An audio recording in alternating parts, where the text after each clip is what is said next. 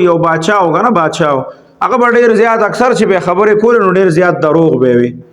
نو ډیر زیات دروغ به وي نو هغه یو کس ساتلو چې کله به د باچا داسې دروغ وي نو هغه به دغه خبره چې ونه هغه به برابر کړه زمونږ په پښتو کې وایي چې لکه یو سړی نه داسې غلطه خبره وشي نو بس چې بل ولا داسې هغه خبره را جوړه کړي نو بس ویده ولا پرتوک جوړ کړه کنه نو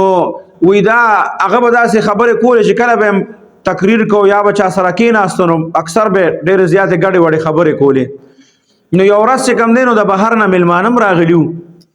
نو دی لګیا دی اوس دا باچا او هغه میلمنو به تعریف هم وکړو نو دا غریب خو نور ډېر پسې نه پوهېدو نو په ډېر زیات په جوش کې راوسته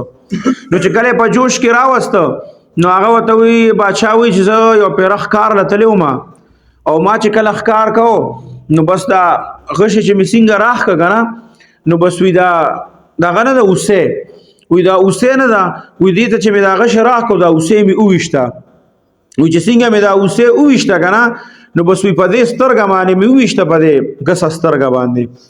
او وي دا غشې نه دی وي دا ته نه په دې ښي غوږ باندې ووته او وي چې په ښي غوږ باندې ووته که نه نو هلته که وي دا پنجه نه ده دا پنجه وي دا پنجه نه ده دا پنجه کې مې ورننوته نو په دې سترګه باندې مې وویشته په دې غوږ باندې ترې ووته او لاندې پنجې سره نو اوس دا کس وایي چې خدای پاک اوس دا خو داسې دروغ وایي چې دا به زه څنګه برابروم خو سوچ کوي به هر حال اوس ټول یو بل ته ګوري چې دا لا د څنګه خبره وکړه ویشته اوسې په سترګه باندې غشې دې نه په غوږ ووته او هلته کې په پنجه کې هم ننوته دا لا څنګه خبره ده بس وی ټول چې دی نو هغه وزیرانو هغې ته خو پته و مشیرانو ته وي هغه ده ته کتل وی ته هم به خدای پاکه د دې به زه څنګه جواب جوړو خو چې پاسېده نو وی ګوره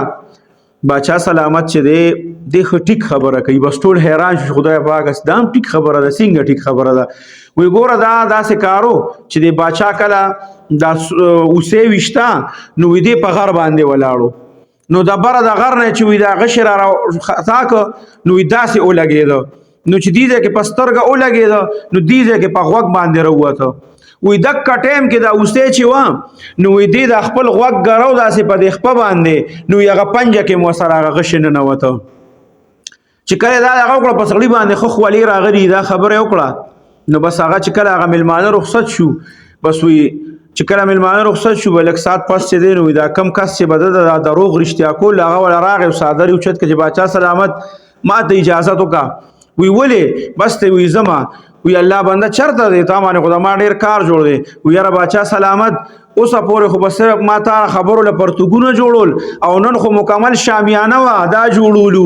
نور شامیانې زه نشم جوړولی دا دونه غټ دروغ خو د ما نه نه کي تا خو نن په ما ټول ترپال جوړ کړ نو دا خلک داسې ګورې ښه په دې دغه پسې مزه